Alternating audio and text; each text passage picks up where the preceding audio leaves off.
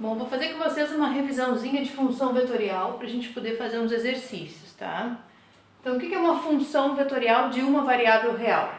É uma função que associa, então ela tem um domínio dentro do conjunto dos números reais, porque ela associa a cada elemento dos números reais.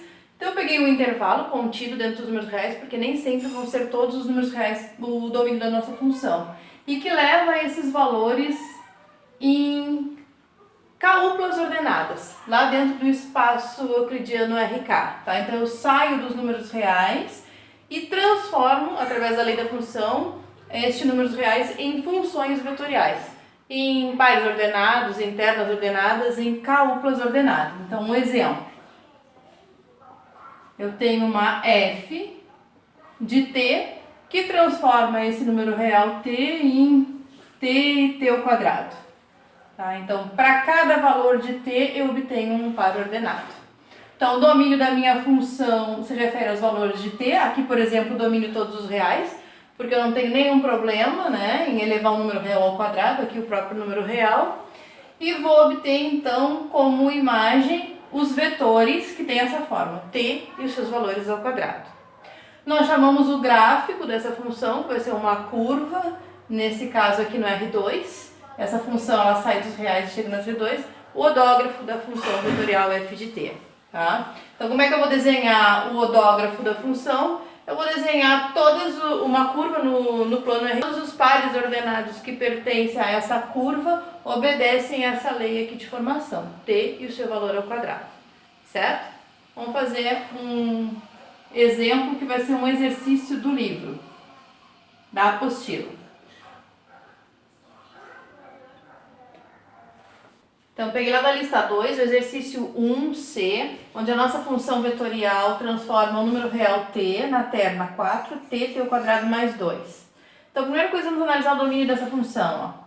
Para eu analisar o domínio da função, eu tenho que olhar para as funções que compõem a função vetorial t. Cada coordenada do vetor é uma função escalar de variável t.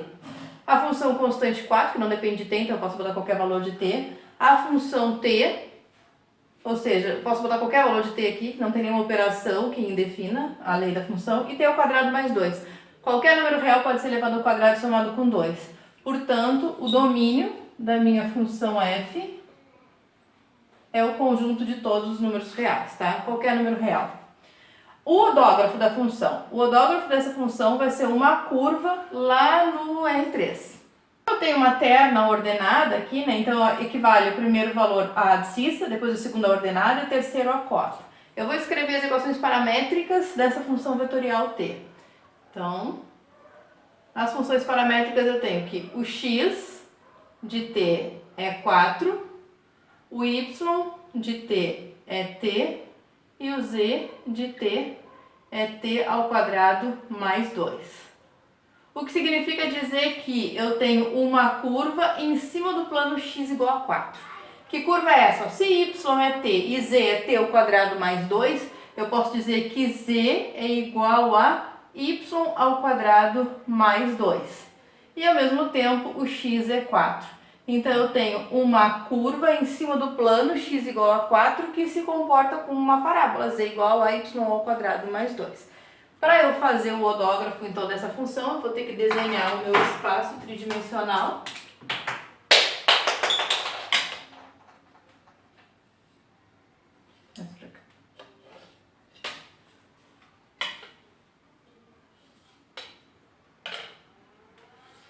Então, x igual a 4 é um plano paralelo ao plano YZ, né?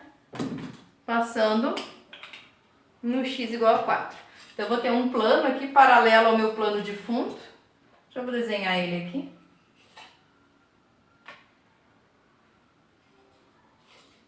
Digamos que seja este o plano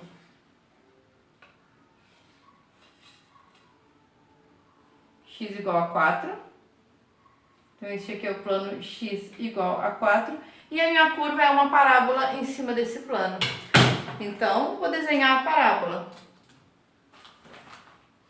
Z igual a y ao quadrado mais 2. Quando o y é 0, o z é 2. então 2 unidades para cima, z é 2. É uma parábola virada para cima, vou aumentar um pouquinho meu plano aqui, com o eixo de simetria em z, voltado para cima, deslocou 2 unidades, então é uma parábola aqui, ó. Vou aumentar meu plano um pouquinho.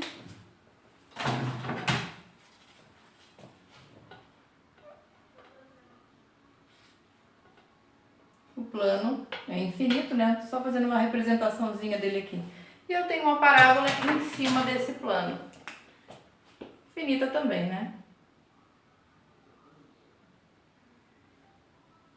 A parábola é o odógrafo da minha função vetorial. É o gráfico da minha função vetorial f de t. Que sai dos números reais e chega em ternas ordenadas. Então, todos os pontos que estão sobre essa parábola tem o x igual a 4 e a relação entre y e z, o z é o y ao quadrado mais 2. Tranquilo? Beleza.